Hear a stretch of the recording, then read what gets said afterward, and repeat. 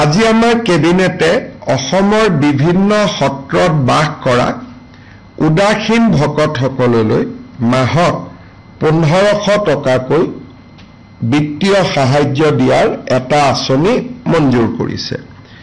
1 অক্টোবৰৰ পৰা তেওঁলোকে আঁচনি লাভ কৰিব আৰু শিশু উদাসীন ভক্তসকলেও এই আঁচনিটো পাব। তাৰমানে আমাৰ সত্ৰবিলাকত উদাসীন ভকত ৰূপে যিবিলাক শিশু ভকত আছে তেওঁলোকেও এই আঁচনিটোৰ সুবিধা পাব। যেনেকে অৰুণোদয় প্ৰতি মাহত যায় এই 1500 টকাও উদাসীন ভকতসকলৰ একাউণ্টত গৈ জমা হ'ব। এই আঁচনিটো 1 অক্টোবৰৰ পৰা আমি চেষ্টা কৰিম যাতে কাৰ্যকৰী হয়। আজি আমাৰ কেবিনেটে অসমৰ বিভিন্ন সত্ৰত বাস কৰা উদাসীন ভকতসকললৈ মাহত 1500 টকাকৈ বিত্তীয় সাহায্য দিয়াৰ এটা আঁচনি মঞ্জুৰ কৰিছে। 1 অক্টোবৰৰ পৰা তেওঁলোকে আঁচনি লাভ কৰিব আৰু শিশু উদাসীন ভক্তসকলেও এই আঁচনিটো পাব। তাৰমানে আমাৰ সত্ৰবিলাকত উদাসীন ভকত ৰূপে যিবিলাক শিশু ভকত আছে তেওঁলোকেও এই আঁচনিটোৰ সুবিধা পাব। যেনেকে অৰুণোদয় প্ৰতি মাহত যায় এই 1500 টকাও উদাসীন ভকতসকলৰ একাউণ্টত গৈ জমা হ'ব। এই আঁচনিটো 1 অক্টোবৰৰ পৰা আমি চেষ্টা কৰিম যাতে কাৰ্যকৰী হয়।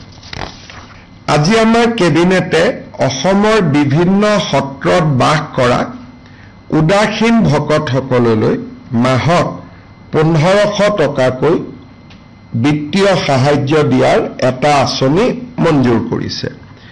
1 অক্টোবৰৰ পৰা তেওঁলোকে আঁচনি লাভ কৰিব আৰু শিশু উদাসীন ভক্তসকলেও এই আঁচনিটো পাব। তাৰমানে আমাৰ সত্ৰবিলাকত উদাসীন ভকত ৰূপে যিবিলাক শিশু ভকত আছে তেওঁলোকেও এই আঁচনিটোৰ সুবিধা পাব। যেনেকে অৰুণোদয় প্ৰতি মাহত যায় এই 1500 টকাও উদাসীন ভকতসকলৰ একাউণ্টত গৈ জমা হ'ব। এই আঁচনিটো 1 অক্টোবৰৰ পৰা আমি চেষ্টা কৰিম যাতে কাৰ্যকৰী হয়।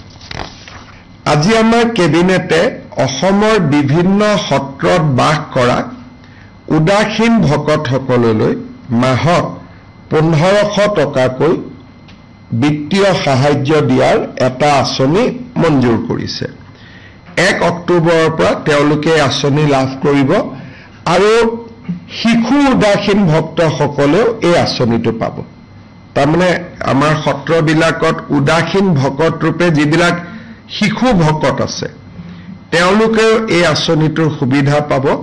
যেনেকে অৰুণোদয় প্ৰতি মাহত যায় এই 1500 টকাও উদাসীন ভকতসকলৰ একাউণ্টত গৈ জমা হ'ব। এই আঁচনিটো 1 অক্টোবৰৰ পৰা আমি চেষ্টা কৰিম যাতে কাৰ্যকৰী হয়।